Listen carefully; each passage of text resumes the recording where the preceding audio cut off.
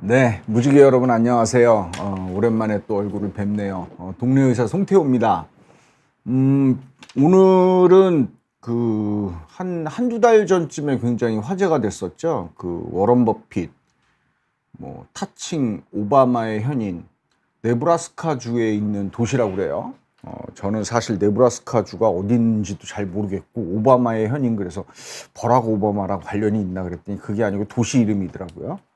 예, 그런데 이제 그 양반이 계속 굉장히 부자인데, 뉴욕이나 LA나 이런 대도시에 안 살고 계속 거기에 산다는 것도 좀 놀랍긴 해요.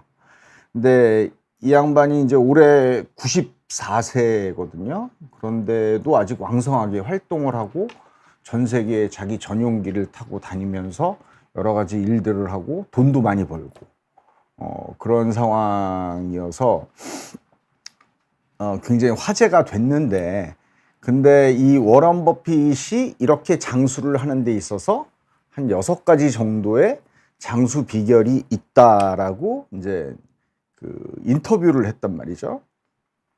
그래서 그 인터뷰 내용을 중점으로 해서 이 사람한테서 우리가 이제 취해야 될 거는 뭔가, 이제 이걸 좀 봤으면 좋겠어요. 근데 그래서 이제 워런 버핏이 어떤 사람인가 제가 인터넷으로밖에 이제 볼 수가 없으니까 좀 검색을 해봤는데, 이 양반이 메디컬 레코드는 딱 하나가 있더라고요. 전립선 암을 앓았다가 이제 완치가 된 상태. 그거 이외에는 다른 메디컬 레코드가 하나도 없어요. 그다음 엑서사이즈를 얼마나 하는지 이런 거에 대한 그게 없어서, 마치 제가 이제 탐정이 된 모양 이렇게 좀 추리를 해가면서 이 사람이 이제 왜 이렇게 장수를 하는지에 대해서 논리 정연하지는 못하겠지만, 거기에 이제 가깝게 좀 이야기를 나눠보도록 하겠습니다. 여러분들 궁금한 거 있으면 채팅창에 질문 남겨주시면 제가 되는 대로 설명을 드릴게요. 워런 버핏이 이제 식성 때문에 이제 굉장히 유명하죠. 애기 식성, 그다음 전형적인 초딩 입맛이다라고 이야기를 하는데, 언론에 이렇게 이제 보고 이렇게 알려져 있는 거는 날마다 355ml, 이게 12온스라고 그러네요.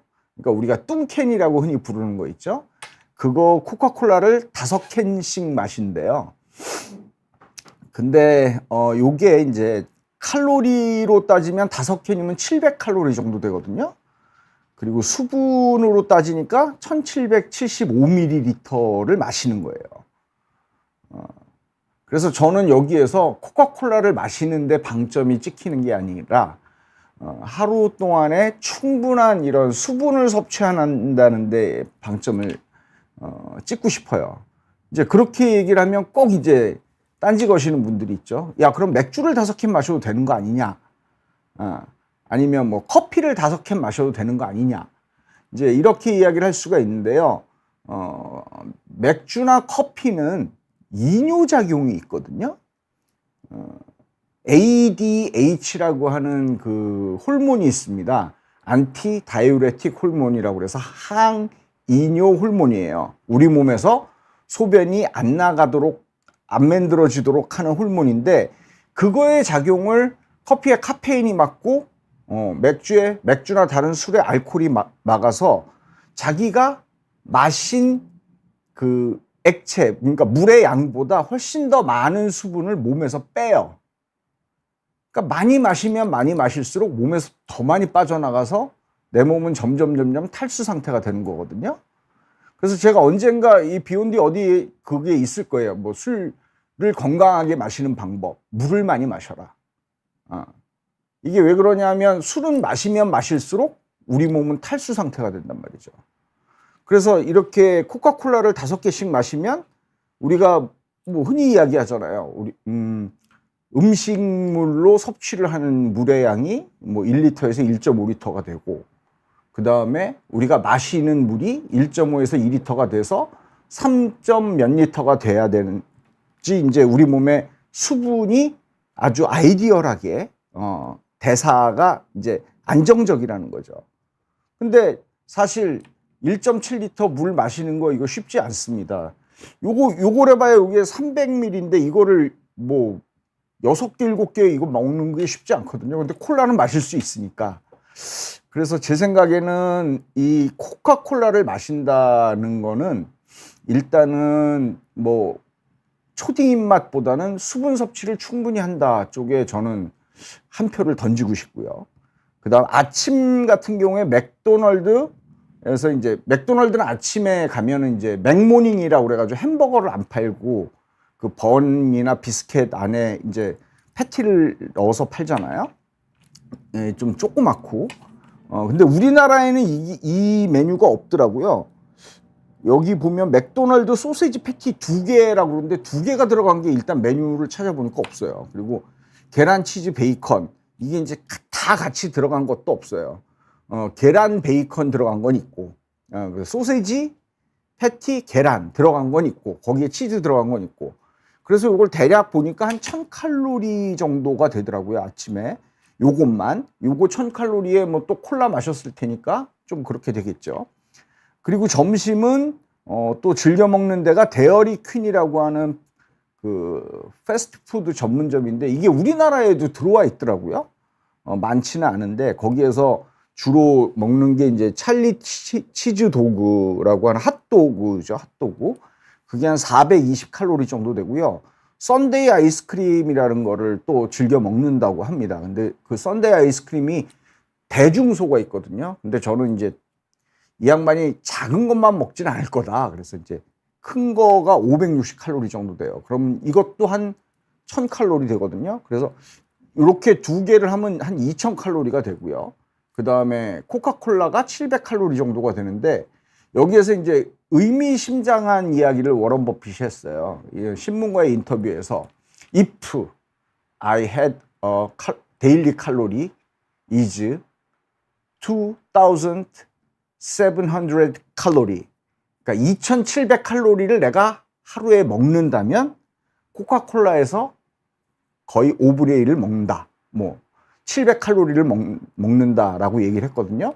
근데 그걸 보고 물론 if라고 했지만 이걸 보고 생각을 해보니까 이렇게 마시면은 지금 제가 쓴 것만 마셔도 2,700칼로리 정도가 나오거든요. 그래서 이 양반이 물론 저녁에 약속이 있으면 가서 이제 뭐 식사도 하고 그렇겠지만 아마도 이분은 저녁 식사는 거의 하지 않지 않나라고 생각이 드는 게 이제 또 그 합리적인 이유가 뭐냐면 어떤 사람이 기자죠. 기자 중에 한 명이 워런 버핏처럼 먹어보자 그래가지고 먹었어요. 그랬더니 하루에 4,000칼로리를 먹었대요. 그러니까 몇 개월이 지나니까 막 살이 막 10kg씩 찌고 그랬거든요. 근데 워런 버핏이 살이 별로 안 찌진 않았지만 변화가 별로 안 보인다는 거죠. 그런 걸로 봐서는 이 양반이 정말 하루에 한 2,700에서 3,000칼로리 정도를 먹는 게 아닌가. 그렇다면 저녁은 거의 식사를 안 하는 게 아닌가. 그러면 이제 여기서 나타날 수 있는 근거할 수 있는 게 뭐냐면 바로 간헐적 단식이라는 거를 이제 이야기를 할 수가 있어요. 그 간헐적 단식이라는 거를 들어보신 적이 있는지 모르겠는데 간헐적 단식이라는 거는 일정 시간은 음식을 먹고 그 나머지 시간은 금식을 하는 거예요. 이제 그게 사실은 장수하고 조금 연관이 있는 그런 메커니즘인데 제가 마지막에 이제 설명을 드릴 건데 그래서 워런 버핏이 직접 얘기는 하지 않았지만 혹시 간헐적 단식을 하고 있는 게 아닌가라는 그런 생각이 들었어요. 물론 아닐 수도 있죠. 근데 저녁 메뉴에 대해서는 나와 있는 게 없더라고요. 암만 찾아봐도. 예. 그래서 이제 워런 버핏이 이렇게 흔히 이야기하는 안 좋은 음식, 패스트푸드라고 하는 거를 먹고 있는데도 오랫동안 살 수 있는 게 뭐냐. 이게 이제 2015년도에 포춘지와 인터뷰를 했더니 그랬죠. 2,700칼로리를 섭취한다면 4분의 1은 콜라일 것이다. 근데 아침, 점심, 저녁을 저렇게 먹으면 4,000칼로리가 넘을 거거든요. 그래서 저는 버핏은 아마도 간헐적 단식을 하는 것이 아닐까라고 이제 생각을 하는 거죠. 근데 실제로 이제 맥도날드만 먹고 살을 뺀 케이스가 굉장히 많아요. 그게 이제 그 2015년도에 어떤 과학 선생님이 애들한테 패스트푸드의 나쁜 점을 직접 보여주기 위해서 하루 3끼를 맥도날드만 먹었단 말이죠. 맥도날드만 먹고 안 좋을 것이다 그랬는데 계속 그거를 먹으니까 6개월 동안 먹었는데 오히려 살이 빠지고 건강해졌다는 거예요. 그래서 이 사람이 맥도날드의 이제 홍보 대사가 돼가지고 맥도날드 다이어트라고 그래서 이렇게 이 옆에 지금 있죠. 데일리 메뉴. 1980 칼로리. 1980 칼로리면 사실은 맥도날드에서 굉장히 이제 좀 그 칼로리가 적은 것들을 이제 선택을 한 건데, 아침이 제일 칼로리가 많아요. 아침에 칼로리가 한 1000칼로리 이상을 먹더라고요. 그 다음에 점심은 그야말로 베이컨 렌치 샐러드, 그 다음에 요거트, 그 다음 애플 슬라이스 이렇게 해가지고 먹고, 저녁은 닭고기가 들어간 클래식 샌드위치 하고 시저 샐러드하고 요렇게 이제 먹었단 말이죠. 그다음 라지 다이어트 코크, 이거 잃을 수는 없죠. 근데 저는 사실은 그 제로 콜라는 펩시께 훨씬 더 맛있는 것 같더라고요. 그런데 이 양반이 이렇게 하루에 2000칼로리를 먹고 살을 많이 뺐단 말이에요. 근데 이제 여기에서 그냥 이것만 먹은 게 아니고 하루 45분씩 매일같이 걸었다는 거예요. 그렇게 해서 6개월 동안 약 28kg를 감량을 하고, 그다음 콜레스테롤 수치까지 낮추는 그런 쾌거를 이룩하게 됩니다. 그러면 정말 이게 패스트푸드가 과연 나쁜 것이냐, 패스트푸드의 정의가 뭐냐라는 이제 그런 그 회의에 이제 도달하게 되거든요. 사실 우리나라도 가만히 보면 국밥집 같은 데 가면 맥도날드보다 어떨 땐 더 빨리 나오지 않나요? 뭐 설렁탕도 마찬가지고 그냥 뭐 한 번에 조리를 해놓고 그냥 떠만 주는 거잖아요. 맥도날드 같은 경우에도 이제 패스트푸드인데, 사실은 이 맥도날드만 먹고 살을 뺀 것뿐이 아니고요. 뭐 서브웨이만 먹고 살 뺐다도 굉장히 많고요. 그래서 우리가 패스트푸드를 많이 먹는 게 문제지. 많이 먹는 게 문제지. 패스트푸드를 적당히 먹으면 결코 건강에 해는 안 될 수도 있다라는 의미라고 저는 해석을 하고 있습니다. 그래서 이제 첫 번째로 꼽은 게 충분한 수면 시간입니다. 이게 뭐 에디슨도 수면 시간이 짧았다고 하고요. 또 나폴레옹도 수면 시간이 짧았다고 그러죠. 근데 수면 시간을 충분히 유지하는 거는 굉장히 중요합니다. 수면을 하는 동안에 우리 몸은 이제 신체가 회복이 되고요. 그 다음에 우리가 섭취했던 에너지가 이제 보존이 되죠. 그리고 호르몬이 분비가 되는데, 이제 그게 바로 멜라토닌입니다. 그래서 멜라토닌을 우리가 복용을 하면 오히려 잠을 더 잘 잘 수 있다는 그런 근거가 되기도 하는데요.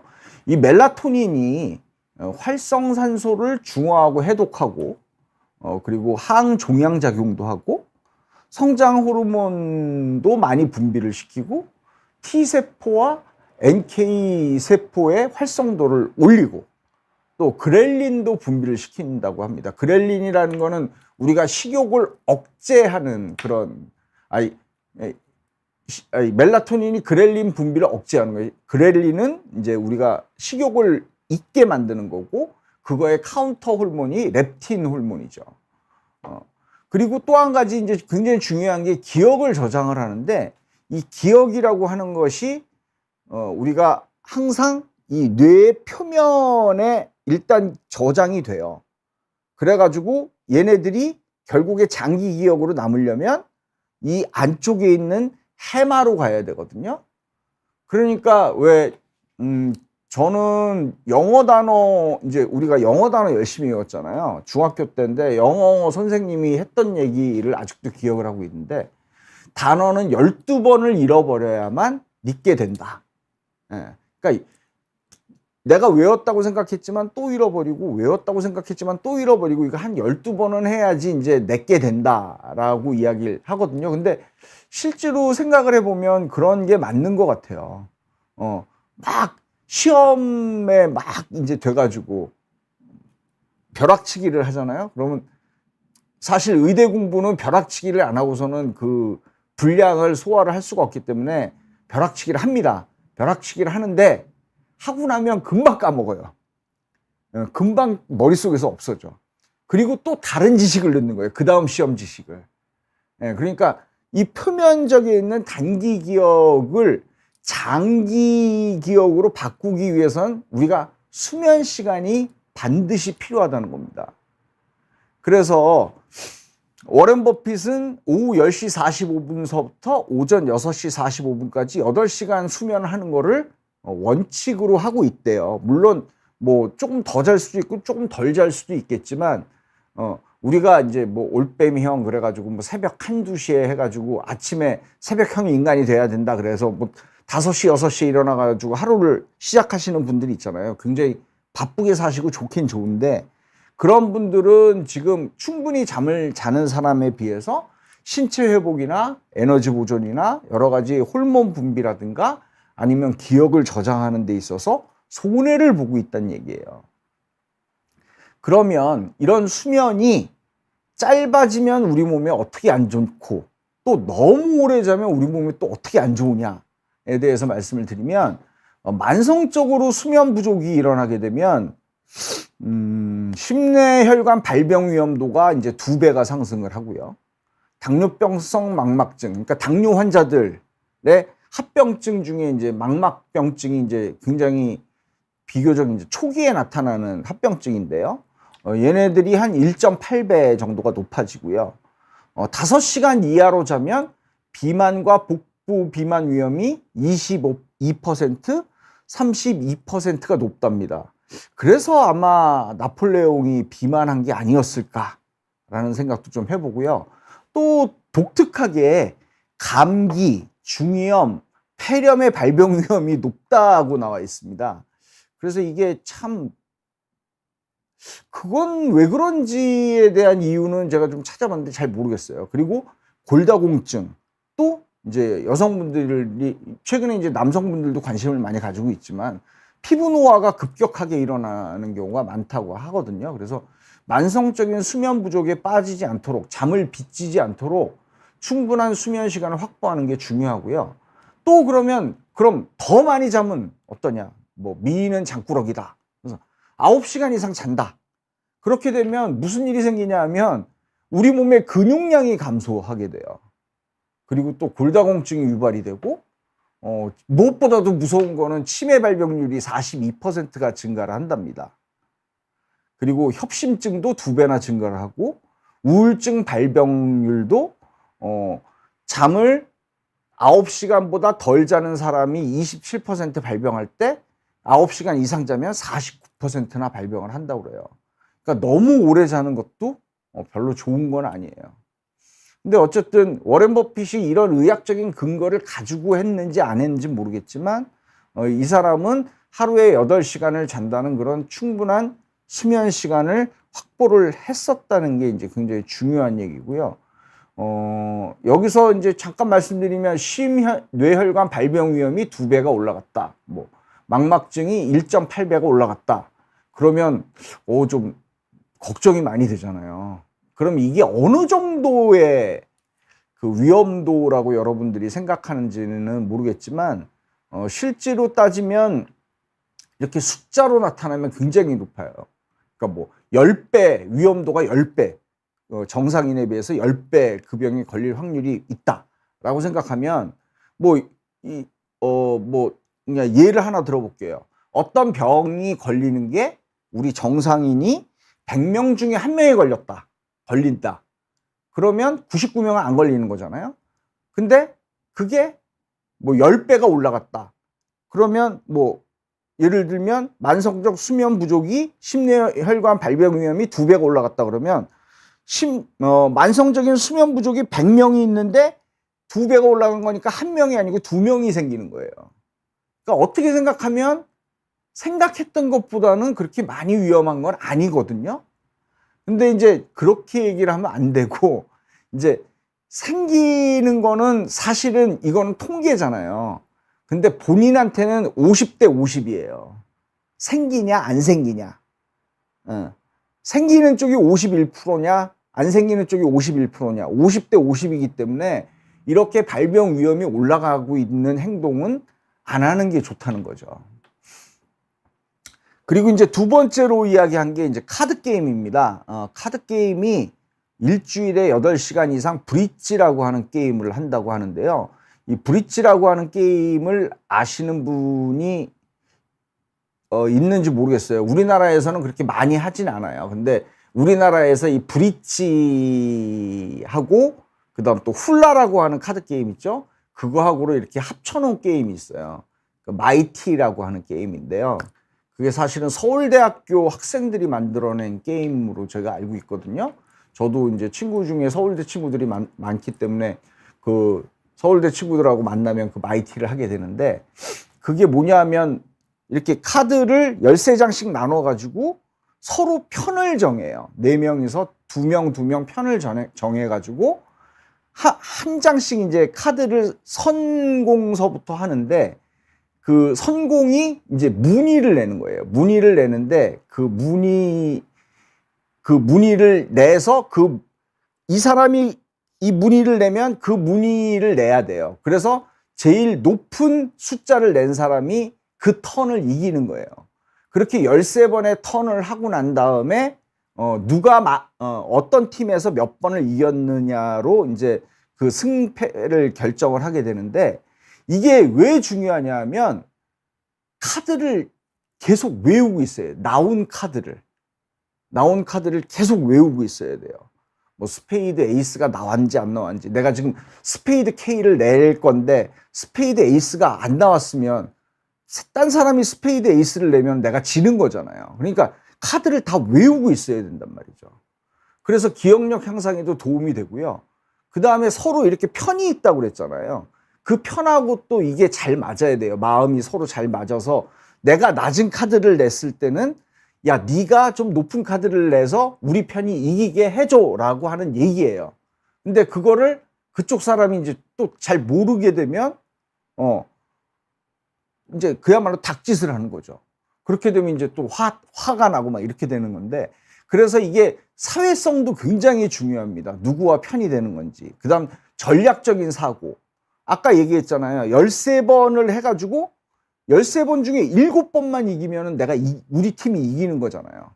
6번을 이기느냐 7번이 이기느냐. 그러니까 내가 카드 패가 안 좋으면 상대편을 믿고 처음에는 질 수도 있다는 거예요. 그런 전략적인 그런 생각들을 계속 해야 되기 때문에 이 워렌 버핏이 그래서 이제 브릿지를 잘해가지고 그렇게 돈을 많이 벌었나?는 잘 모르겠지만, 이 카드 게임을 계속적으로 하시는 분들이 인지기능 점수의 향상이 있었다라는 그런 연구 결과가 있거든요. 질문이 하나가 들어왔는데 잠깐 볼까요? 착한 맛 던지네스 통계라고 하는 닉네임을 쓰시는 분인데요. 42살 남성이십니다. 혈압하고 천식이 있어서 아모디핀 5mg, 프리토 플러스 40에 12.5, 오메가3 흡입제 등을 처방받고 있습니다. 저는 매일 제로 칼로리 탄산음료 한 캔 정도 마시는데 이렇게 마시면 고중성지방 혈증에 안 좋을까요? 혈압은 120에 75, 중성지방은 427이 나왔습니다. 사실 제로 칼로리 탄산음료 한 캔 정도 마시는 거 가지고는 중성지방에 그렇게 영향을 미칠 거라고 생각은 하지 않습니다. 근데 중성지방이 427이 나왔는데 오메가3만 처방을 받고 계시면 안 되고요. 페노파이브레이트라고 하는 그 중성지방을 낮추는 약을 같이 처방을 받으셔야 될 것 같아요. 중성지방이 높게 되시는데 아마도 음주는 안 하실 거라고 예상을 하지만, 만약에 이렇게 중성지방이 400 이상으로 계속 높은데 음주까지 하시면 췌장염이 생길 확률도 굉장히 높아요. 물론 혈관 건강에도 안 좋고요. 그래서 그 약물 조절을 하시고요. 우리나라 사람들에 있어서 중성지방이 올라가는 원인은 대개 두 가지입니다. 한 가지는 술, 그다음 또 한 가지는 탄수화물, 특히 이제 밀가루 음식, 우리가 흔히 이야기하는 국수, 빵, 과자, 이제 이런 것들을 먹게 됐을 때 중성지방이 올라가거든요. 또 게다가 우리나라 그 인종의 특성상 한국인이 서양인에 비해서 중성지방이 조금 높은 인종적인 특징을 가지고 있어요. 그래서 외국 애들은 기름기도 많이 먹는데 중성지방이 그렇게 많이 높은 애들이 조금 적은 것 같아요. 근데 우리나라는 기름기도 안 먹고 맨날 채식 밥만 먹는데 중성지방이 높으신 분들이 꽤 있단 말이죠. 그래서 요거는 중성지방은 조금 조절을 하셔야 되고요. 한 캔 정도는 저는 괜찮다라고 생각을 합니다. 네. 이제 계속 두 번째 얘기까지 했고요. 이제 세 번째 얘기입니다. PPT로 갈까요? 세 번째는 독서라고 그래요. 독서. 근데 하루에 대여섯 시간을 독서와 사색에 할애를 한다고 하거든요. 근데 독서를 대여섯 시간 한다는 거는 굉장한 체력적인 그걸 요구를 해요. 아니, 책을 대여섯 시간을 책상에 앉아서 읽어야 되는 거 아니겠습니까? 그게 굉장히 진짜 눈도 침침할 거고 그럴 텐데 이렇게 할 수 있다는 것 자체가 이 워렌 버핏이 기본적인 체력이 된다는 얘기고, 독서를 하게 되면요, 어떻게 되냐면 그 논리적인 사고가 계속 이제 머릿속에서 일어나잖아요. 그러니까 뇌가 이렇게 자꾸 컴퓨터 하드디스크에 조각 모음을 하는 것과 같은 그런 효과가 나타난다고 합니다. 그러니까 시각적인 것보다는, 시각적으로 뭐 영화를 보는 거나 그런 것보다는 책을 읽는 것 자체가 조금 더 내 머리를 기억력을 향상시키는데 좀 더 도움이 된다고 그러고요.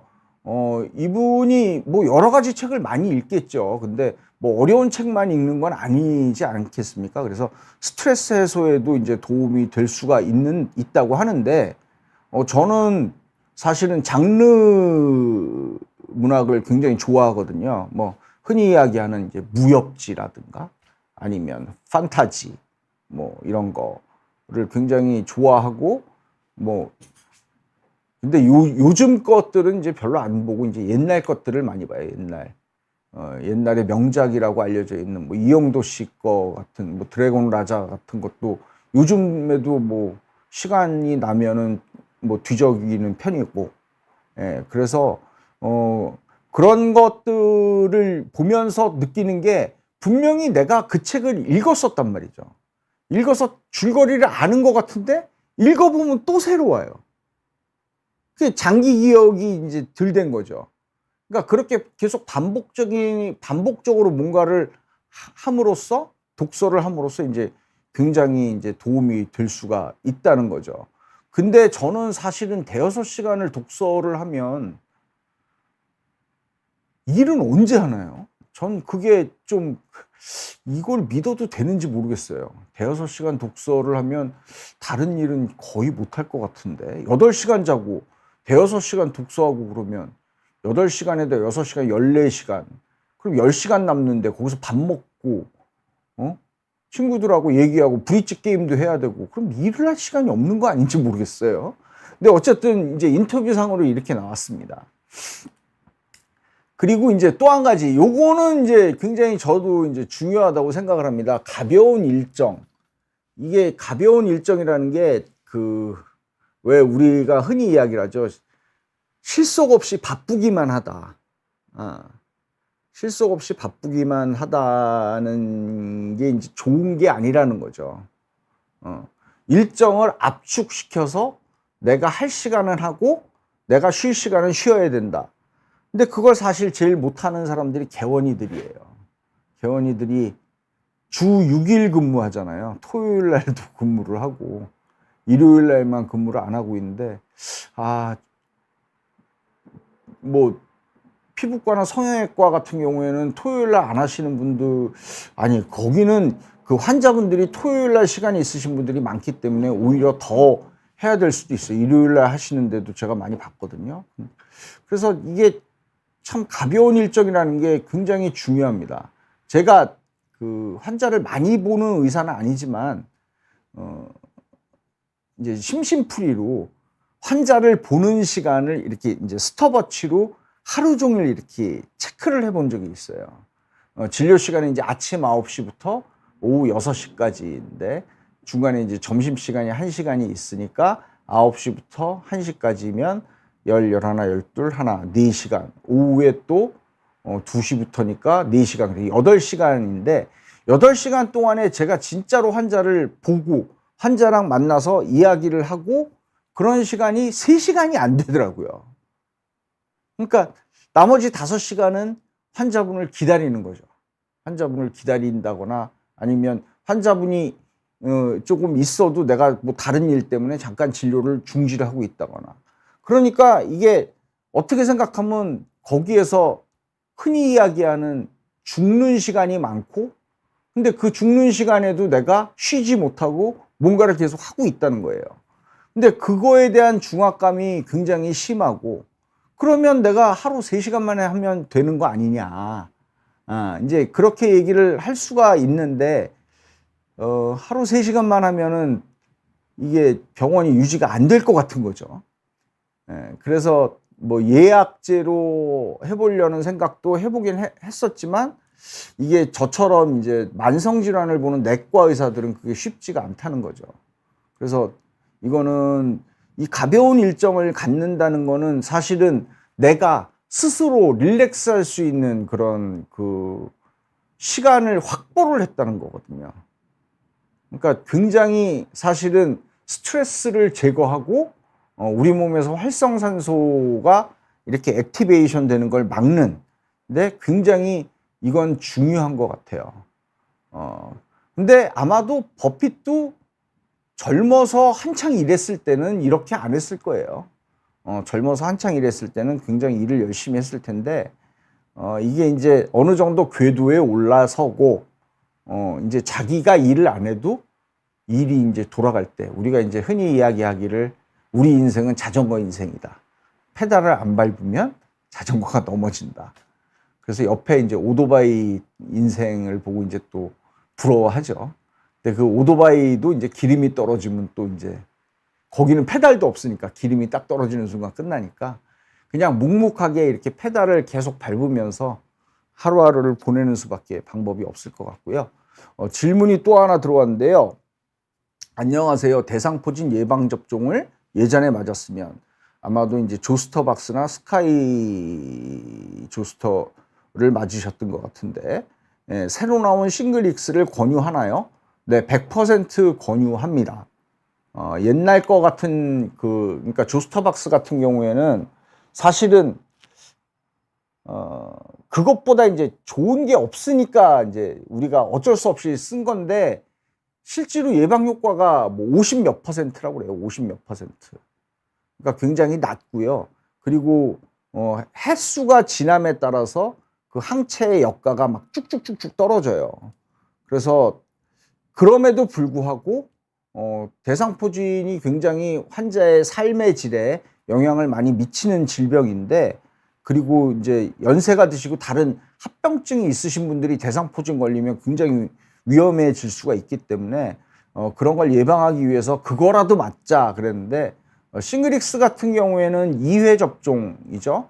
1차 맞고 2개월에서 6개월 사이에 2차를 맞으면 97.8%? 97.3%? 뭐 이 정도의 효과를 가지고 있고 그게 이제 7년 동안을 쭉 봤는데 항체의 역가가 떨어지지 않았대요. 7년 동안. 그럼 7년 동안 안 떨어졌다는 건 앞으로도 쭉 안 떨어질 확률이 높다는 얘기거든요. 그래서 이제 7년 동안만 하고 그 이유는 데이터는 없지만 그래서 그런 싱글릭스를 2번 맞으면 대상포진이 걸리는 거는 정말 내가 진짜 운이 없나? 이렇게 생각을 해야 될 정도라고 생각을 하고요. 근데 이제 이 싱글릭스는 통증이 심하다고 이제 알려져 있어요. 주사를 우리가 이제 예방 접종을 맞고 여기가 막 퉁퉁 붓고 그러는 경우가 많잖아요. 근데 그 중에서도 이 싱글릭스가 좀 그게 굉장히 심한 걸로 돼 있어요. 그래서 저 같은 경우에 환자분이 그걸 맞고 우리 환자분이신데 너무 아파가지고 대학병원 마취통증의학과에 가서 막 시술을 받고 막 이랬던 적도 있거든요. 그래서 제가 극락소에 측에 연락을 해가지고 극락소 본사에서 연구진이 저한테 전화가 온 적이 있는데 그 양반들 아주 불친절하더라고. 아니 난 지금 환자를 보고 있는 시간인데 전화 안 끊고 계속 뭐라고 그러고, 응? 그걸 차라리 이메일로 보내든가. 그래가지고 제가 기분이 좀 한동안 안 좋았었던 적이 있는데, 그래서 이제 거기에 대해서 굉장히 방법들이 이제 많은데요. 첫 번째로 이제 그게 아픈 이유는 주사약이 들어가고 난 다음에 그 주사약이 이렇게 잘못해서 퍼져서 더 아프다고 그래요. 그러니까 우리가 엉덩이 주사를 맞으면 주사를 탁탁 맞고 난 다음에 막 거기를 알코올솜 대고 막 문지르잖아요. 잘 퍼지라고. 근데 이 예방접종은 그러면 안 돼요. 예방접종은 주사를 맞고 나면 거기는 그냥 밴드만 딱 붙여야 돼요. 밴드만 딱 붙이고 건드리지 마세요.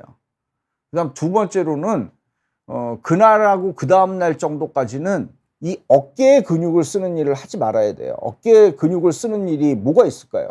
뭐 무거운 걸 든다거나, 아니면 버스나 지하철에 이렇게 매달린다거나, 아니면 요리를 하면서 뭐 막 이렇게 뭐 휘젓는다거나, 뭐 응원을 한다거나, 이런 일들이거든요. 사실 글씨 쓰는 거는 어깨는 별로 상관이 없으니까.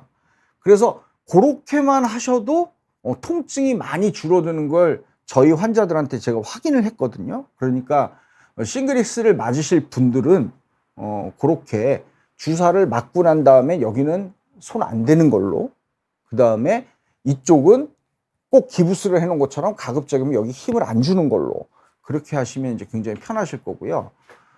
그 다음에 만성기관지염과 천식 시에 처방되는 기관지 확장제, 숨찬 증상이 있을 때만 흡입하나요? 아니면 매일 시간마다 흡입해야 되는 건가요? 두 질병 모두 기관지가 염증이 심한가요? 두 질병 모두 기관지가 염증이 심하지만 그 기전이 틀립니다. 만성기관지염은 그야말로 만성적으로 기관지염이 있는 거고, 천식은 급성으로 거기에 염증이 생기는 거예요. 그러니까 일종의 염증 생기기 전에 이제 부종이 먼저 생기죠. 부종. 그러니까 기관지가 막 붓는 거예요. 퉁퉁. 두드러기가 기관지에 생기는 게 천식이라고 생각하시면 돼요. 그러니까 두드러기가 막 생겨가지고 막 여기가 막 이렇게 되잖아요. 그런 것처럼 기관지가 그렇게 되면 기관지가 좁아지기 때문에 숨이 차는 거란 말이죠. 그래서 이 기관지 확장제는 사실은 숨찬 증상이 있을 때만 흡입하는 거는 벤토린이에요. 벤토린이라고 하는 거고, 그 나머지 무슨 뭐 세레타이드, 렐바, 뭐 포스터, 기타 등등은 무조건 증상이 있건 없건 규칙적인 시간에 흡입을 하셔야 됩니다. 그래야만 천식 발작을 예방을 할 수가 있고 만성기관지염의 악화를 막을 수가 있어요. 그러니까 이거 굉장히 중요한 질문인데, 고혈압약을 혈압이 정상이라고 안 먹지 않잖아요. 그런 것처럼 만성기관지염이나 천식도 이런 기관지 확장제, 흡입제는 주기적으로 반드시 정기적으로 하는 것이 병의 진행을 막고 발작을 막는 길입니다. 네, 이렇게 이제 설명을 드렸고요. 또 이제 가벼운 일정까지 이제 설명을 드렸습니다. 그 다음에 감사하는 마음을 갖는다. 이 감사가 뭐냐 하면 내가 받은 축복을 세어보는 거라고 그래요. 내가 받은 축복. 저는 어떨 때는 저를 보고 환자분이 오시면 아이고 이거 정말 감사하네. 내가 뭐라고 나한테 진료를 받으러 오셔서 그분의 힘든 걸 나한테 이렇게 얘기를 하나, 이제 이렇게 생각할 때가 있거든요. 그렇게 자신의 축복을 세워보는 게 사실은 아주 작은 거서부터 있잖아요. 이건 뭐 사실은 뭐 종교적인 얘기일 수도 있지만, 성경에도 나와요. 범사에 감사하라. 범사. 모든 일. 사실 내가 살아있는 것 자체를 감사를 해야죠. 살아있는 것 자체를 감사를 하는데, 이렇게 이제 감사하는 마음을 갖게 되면 여러 가지 호르몬의 변화가 생긴다고 그럽니다. 그런데 이제 감사를 했을 때 나타나는 호르몬이 대개 이제 세 가지, 네 가지 정도를 얘기하는데, 페닐에틸아민이라고 하는 놈이 이제 나오는데 얘는 암페타민의 일종이에요. 암페타민이 뭐예요? 뽕이거든요. 뽕. 히로뽕. 그러니까 히로뽕과 비슷한 그런 효과를 나타내요. 감사하면. 정말 감사하면.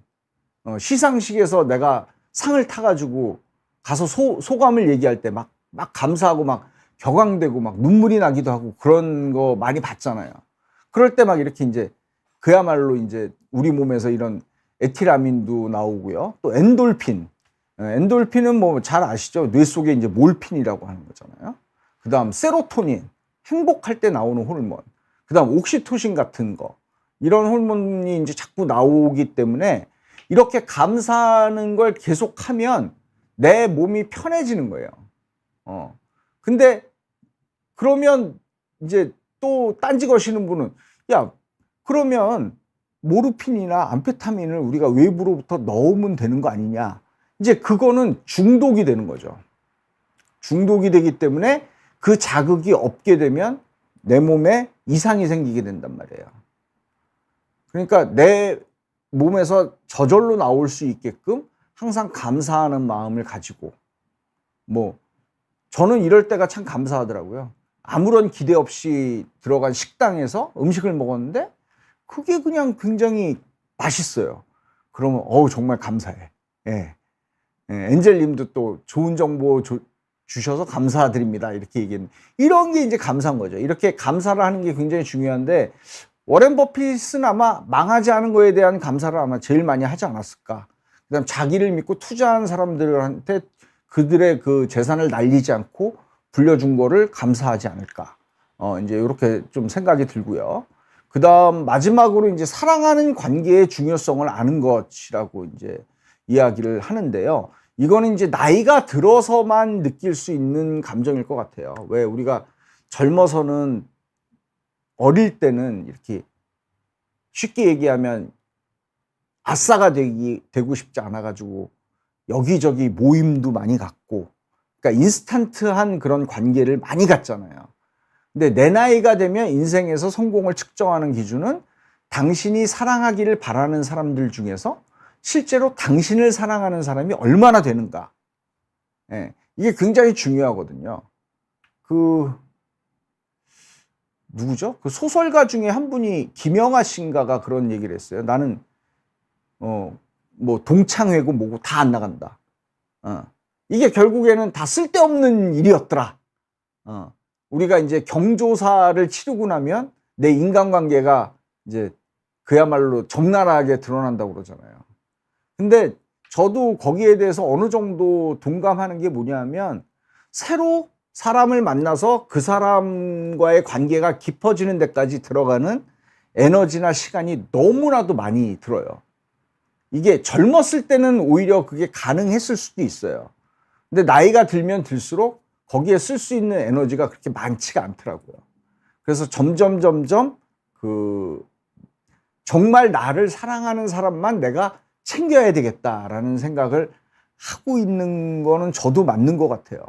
근데 워렌 버핏은 워렌 버핏을 사랑하는 사람은 굉장히 많겠죠. 그죠? 이제 돈을 많이 불려주니까. 그래서 어쨌든 간에 인생을 성공하는 데 있어서 사랑하는 관계의 중요성은 이제 저절로 깨달아지는 것 같아요. 어느 정도가 되면 인간관계에 있어서 깨달아지는 것 같고 저도 사실 환자가 이렇게 막 너무 많게 되면 제가 그 환자분을 어떻게 봤는지가 나중에 기억이 잘 안 나더라고요. 그러니까 적당한 게 굉장히 중요한 것 같아요.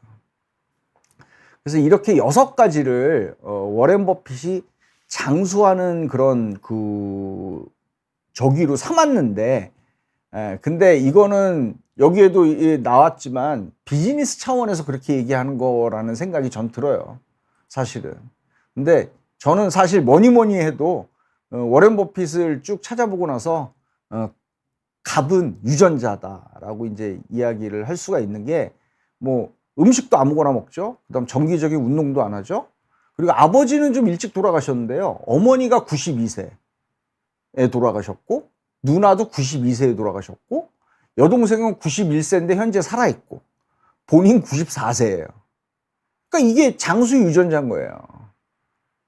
유전자가 이제 굉장히 중요하다는 얘기를 이제 저는 워렌 버핏의 장수 비결은 뭐니 해도 유전자다라고 결론을 내리고 싶어요. 사실은. 근데 이 사람이 얘기한 이런 6가지는 건강을 지키는 데 있어서, 그러니까 오래 사는 것보다는 내가 건강하게 사는, 우리가 수명을 따질 때 실제로 사는 수명이 있고 건강 수명이 있잖아요. 이런 건강 수명을 이렇게 올리기 위해서는 굉장히 중요하다고 저는 생각은 합니다. 그래서 이 이제 장수 혹은 항노화, 영노화에 대해서 이제 연구들이 많이 되죠. 진시황도 이제 장수하고 불멸의 삶을 살기 위해서 굉장히 노력을 했잖아요. 그게 뭐 인간이라면 죽음이 두려운 건 당연하니까. 근데 이제 이게 노력을 했지만 잘 몰랐었던 것들이 유의미하다라고 이제 나온 것들이 몇 가지가 있어요. 첫 번째는 사실은 이제 텔로미어죠. 텔로미어라고 하는 거는 우리 염색체의 끝에 붙어 있는 일종의 부속 같은 건데, 우리가 이제 모든 세포가 이제 분열을 하잖아요. 이제 분열을 더 많이 하는 세포도 있고 좀 덜 하는 세포도 있단 말이에요. 근데 세포가 영원히 분열을 하는 거는 사실은 쉽진 않아요. 연구를 실험실에서 계속 하다 보니까 우리 아기 때의 줄기세포나 뭐 이런 것들은 한 100번 정도를 분열을 할 수 있는 반면에 저보다 이제 나이가 더 많으신 어르신들의 세포는 20번 이상은 분열을 못 하더라는 거예요. 그래서 그게 왜 그런지를 1961년도서부터 이렇게 봤더니 DNA 끝에 붙어 있는 그런 놈들이 분열을 거듭할수록 조금씩 이렇게 짧아지더라는 거죠. 그렇게 돼서 그게 굉장히 어느 정도 짧아지고 나면 걔네들은 분열을 하지 못하고 있다가 그냥 파괴가 되더라는 거예요. 그게 이제 텔로미어라는 건데, 그러면 텔로미어를 막으면은 세포가 영원히 살 수 있는 거 아니냐라고 이제 당연히 생각을 할 수가 있죠. 그래서 그거를 텔로미라제라고 이야기를 하는데, 이 텔로미라제가 놀랍게도 이 암하고 연관이 있어요. 암세포는 끊임없이 증식하잖아요. 매우 빠른 속도로 증식을 하잖아요. 근데 걔네들이 거의 텔로미라제가 활성화가 돼 있대요. 그러니까 텔로미어가 짧아지는 거, 암세포의 텔로미어가 짧아지는 거를 걔네들이 막고 있는 거예요. 그러니까 계속 분열을 하는 거예요. 세포 안에서도 계속 분열을 하는 거죠. 실험실 안에서도. 그래서 그 자궁암 환자 중에서 굉장히 유명한 그 헬러셀이라고 하는 게 있는데, 그분은 돌아가신 지가 굉장히 오래됐는데도 그분의 세포는 아직도 번식이 되고 있어요. 근데 그거에 대해서 이제 그 후손들한테 비용을 줘야 된다 그래서 300 몇십억인가를 이제 준 걸로 제가 알고 있거든요. 그래서 이런 텔로미어에 대한 연구가 지금 노벨 의학상을 수상을 했고, 그러면 암세포에서 활성화가 된 텔로미어제를 그거를 막게 되면 암세포도 텔로미어가 짧아지면서 저절로 죽을 수가 있다는 연구 한 가지 하고, 그 다음에 일반적인 세포에서 텔로미어가 짧아지는 거를 막거나 혹은 텔로미어가 좀 길게 만드는 게 뭐가 있을까를 연구하는 이 두 가지가 지금 굉장히 핫합니다.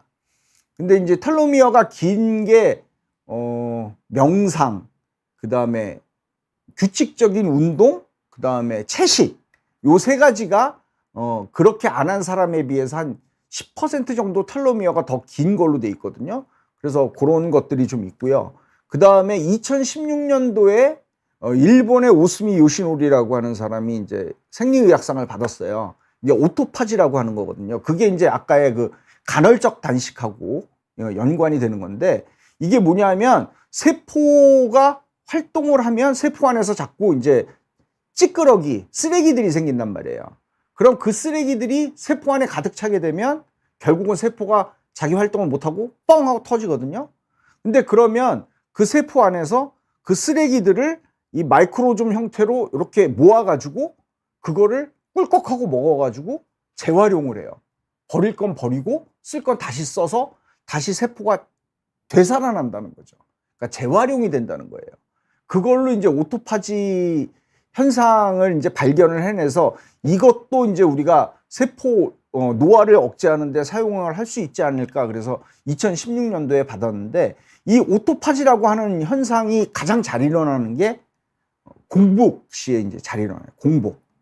그 공복이라고 하는 게 최소한 14시간 이상 공복이 유지가 됐을 때부터 오토파지가 이제 내 몸에서 일어난다고 그러거든요. 그러니까 지금 하루 삼시세끼를 먹는 우리는 오토파지 현상이 몸 안에서 거의 없는 거예요.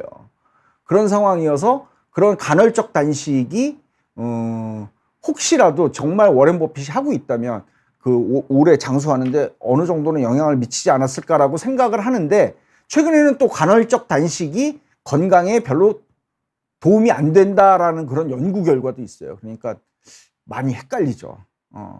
그거는 좀 더 추이를 좀 지켜봐야 될 것 같아요. 그리고 이게 이제 일본 게이오 기즈쿠대학 의학부 연구센터에서 노화의 메커니즘과 치매 예방 및 치료 연구를 하는 데인데요. 이게 이제 항노화, 그다음 장수 연구는 일본이 제일 세요. 왜 그럴 것 같아요? 시간이 없지만 빨리 2분 이내에 끝내겠습니다. 왜냐하면 오래 산 사람이 일본이 많아서 그래요. 미국이나 유럽은 장수 연구를 하고 싶어도 그 나이 사람들이 별로 없어요. 우리가 흔히 이야기하는 표본수가 작다는 거죠. 그러니까 표본수가 많으면 많을수록 오히려 더 이제 연구 결과의 신빙성과 P-밸류가 높아지는 거죠. 정확도가 높아지는 건데, 걔네들은 오래 산 사람이 많지가 않기 때문에 일본이 많잖아요. 그래서 얘네들이 2021년도에 100세 이상의 노인들을 대상으로 해서 연구를 발표를 했는데, 이게 2가지 혈액 검사 결과가 장수한 사람들이 좋더래요. 요거는 좀 기억을 해 두시고, 연세가 많으신 분들은 요 2가지를 유지를 하려고 노력을 좀 하셔야 되고, 종합검진에서도 요 항목은 좀 했으면 좋겠습니다. 장수할수록 혈중의 NT-프로BNP, 이게 이제 심근에서 나오는 단백질이거든요. 이 수치가 낮고, 즉 심장 기능이 좋고, 75세 이상 여자 같은 경우에 738 피코그램 퍼 밀리리터보다 낮은데 110세 이상이 217로 현저하게 정말 낮은 거죠. 그 다음에 혈중 알부민 수치가 유지가 잘 됐대요. 혈중 알부민은 결국은 간 기능이거든요. 그러니까 심장 기능과 간 기능이 오래 사는 데 있어서 굉장히 중요한 역할을 한다라고 말씀을 드리면서 제가 오늘 준비한 강의를 끝내도록 하겠습니다. 지금 질문이 조금 있는데 죄송합니다. 다음번에 다시 한번 말씀드리겠습니다. 네, 다음 방송 우리 홍 박사님하고 같이 하시고요. 네, 저는 여기까지입니다. 감사합니다.